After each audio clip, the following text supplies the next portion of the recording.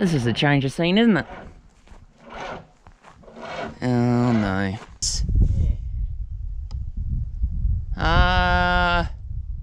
Unless it's my knee accidentally bumping them, they shouldn't have been touched by me. You joined us on a sunny Saturday afternoon in September, and it's time for more tractor troubles. This time on tractors refusing to start. So far this year, Big Blue wouldn't start twice, and now it's the Johhny's turn. Little Red over there, Little Red's fine, he starts up no trouble. So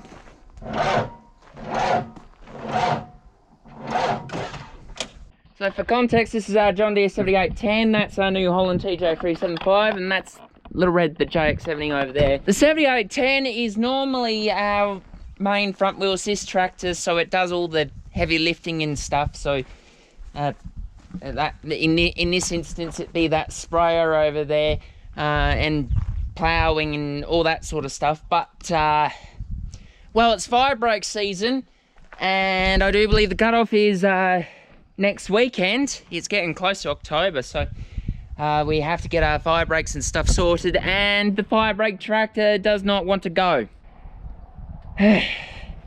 I found this out when I tried to start it earlier this week. Found that the dashboards and stuff on the tractor, just no lights or anything, and I deduced that it was a flat battery. We spent all this morning trying to get it sorted.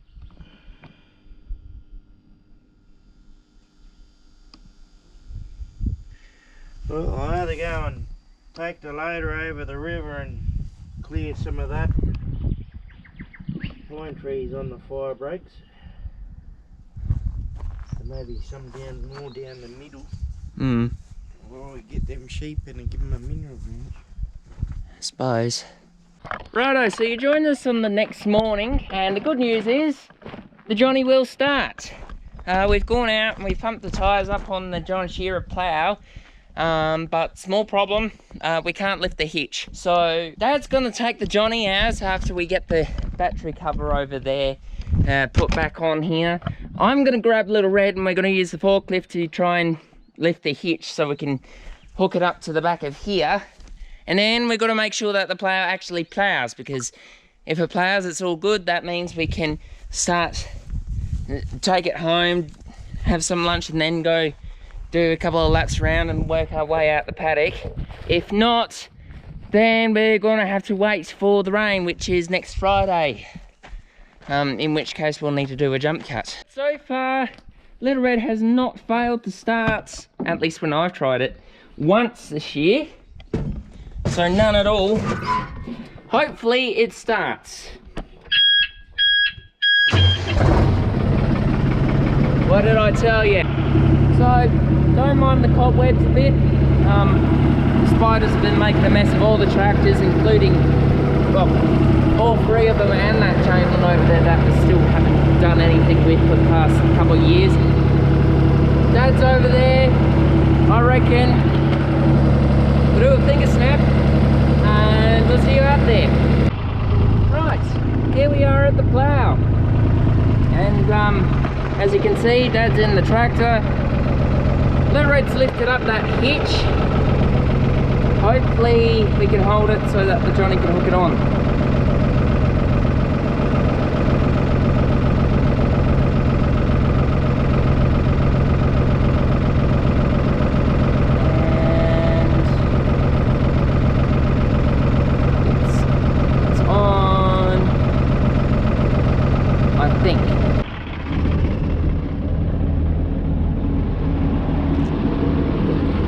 So it hangs off that.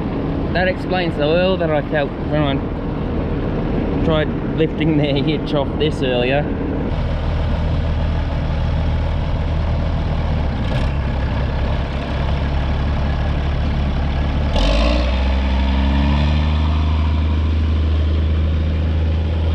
And off goes Dad. The plan from here is we need to make sure that plough ploughs. If the plough doesn't plough, then we need to wait for rain. If the rain doesn't come, well, it's going to be a rough job with said plough. The whole reason why we need to plough the make sure the plow plows in the first place is because we need to do fire breaks. Now, for those who don't know, fire breaks is incredibly important in Western Australia and Australia in particular, because in our part of the world, and they also do it in North America and some places as well, fire breaks, especially during bushfire season, or as the Americans would call it, wildfire season, we need to make sure that there's a fire break to protect our pasture, or in the cases of our arable counterparts, with the big croppers and stuff, they need to make sure their crops are protected. Now, normally in situations we use plows like that, although some people go along with little trailed sprayers off the back of side-by-sides or quad bikes or utes or trucks, as they call them in the States. But it's all a matter of trying to protect our property as much as we can in the event of a bushfire, of which we actually experienced a bushfire last year. You can go check that out. All you need to do is just scroll down the channel page a bit and you'll find it. Now, as for that paddock chopper over there, I tried to shift that earlier this year. That is an example of a piece of machinery which I broke. The tyre's completely wrecked on that, because I tried to pump up the tyres on it and I didn't realise that the tyre was completely gone on it. Oh, well, would you look at that? Over there, behind the trees, is the John Deere. I think we beat him home.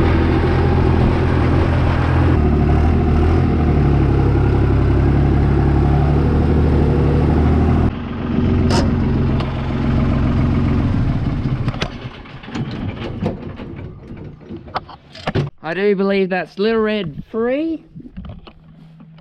Tractors, the big tractors, 0.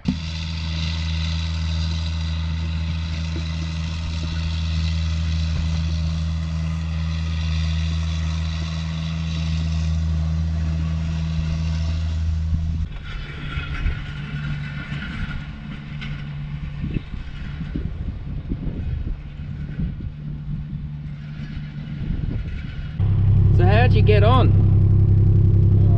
Skidded in that up grass.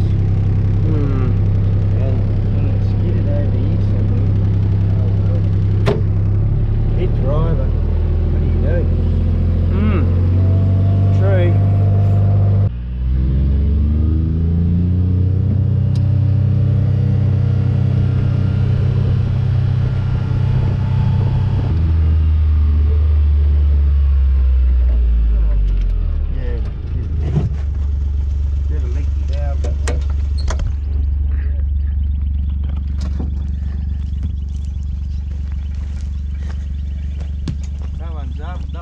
That one's up, just one. Just one. All right.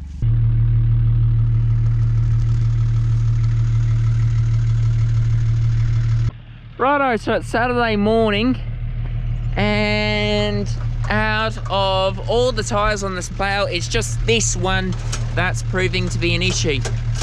We replaced this little specimen right here, and Dad's got the air compressor going, so it's going to be a little bit difficult for me to talk. We're putting air into that tyre, and then we're going to need to see if the Johhny tractor starts. If the Johhny tractor starts, it's all good, we can start Firebreaks, and if not, then stuff me. I don't know. What do you reckon, Bindi? Nah, she's just happy to be on the gator. She doesn't like that Nissan apparently. No, the John Deere's her favourite. She's a Johhny dog.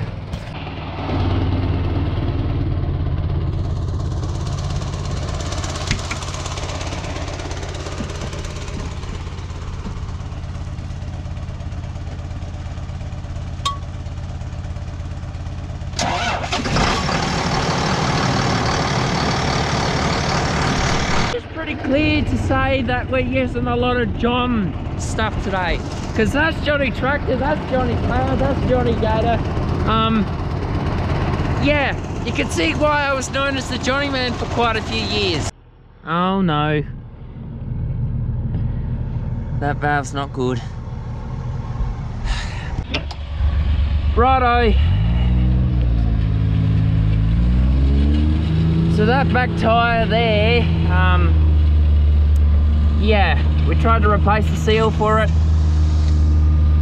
The one that worked got away, fell off. We don't know where it is. So we just put a less dodgy one on, hope for the best. Might be able to make a round, we don't know. Welcome to Rough as Guts Lane,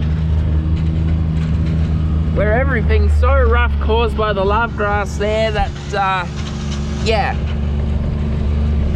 it's difficult to get across.